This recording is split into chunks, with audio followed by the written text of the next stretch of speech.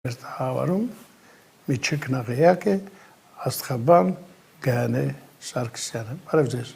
Բարև ձեզ, պարոն Շյան։ Տիկին Գայանե, շատ ուրախ եմ, որ դուք մեր տաղավարում եք, եւ ես միշտ զարմացել եմ Աստղաբանների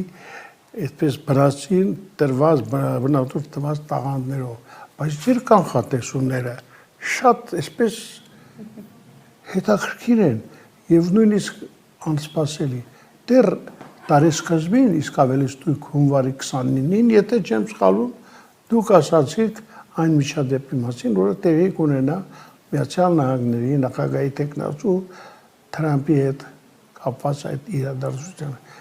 Ինչ է դա զուտ պատահականություն էր, թե դուք իսկապես դա զգում եք։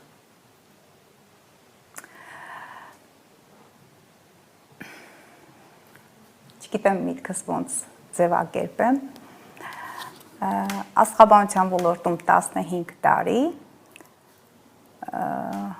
իրականում կանխատեսման ջիղ այդ կարողություններ եւ 15 տարվա երկարատև հաշվարկների արդյունքում ձեռք բերված հմտություններ։ Եվ պարոն Ղուշյան, մոտավոր հունվարի 29-ին ձեր այստեղ բաց TV-ում է, հետո փետրվարի 8-ին կրկին դուք հարցեցիք. Տիկին Գայանե, Մալախովի հաղորդման ժամանակ ինչ որ Աստղաբան ասել է, որ Թրամփի մոտ վատ դիրքեր կան։ Մահարփորձ, ես էլ ասի, պարոն Ղուշյան, բայց 2 շաբաթ առաջ ես էի ասել, մինչ նա։ Եվ ինչն էր հետաքրքիր, որ այդ իրադարձությունները տեղի ունենալու կանխազգացումներ եմ ես ունենում։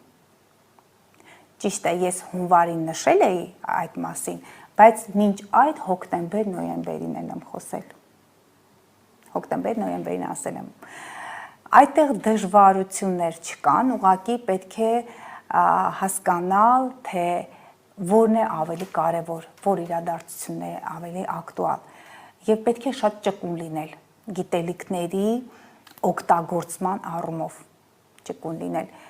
Եվ ինքնազարգացման այդ հերթական փուլերը անձը պետք է անցնի։ Չգիտեմ, հոգեբաններ կան մեր լսարանում, ակմեն, ես հասել եմ այդ ակմեին, ես իմ մասնագիտական հաջողությունները արդեն իսկ վայելում եմ, բայց երբեք պետք չէ մեծամտանալ, սիրելի հետևորդներ, այո, պարոն Ղուշյան, որովհետև գոյություն ունի բարձրյալը դիեզերքը, իրենից առաջ չի կարելի անցնել, բայց շնորհակալ եմ նրան, որ իմ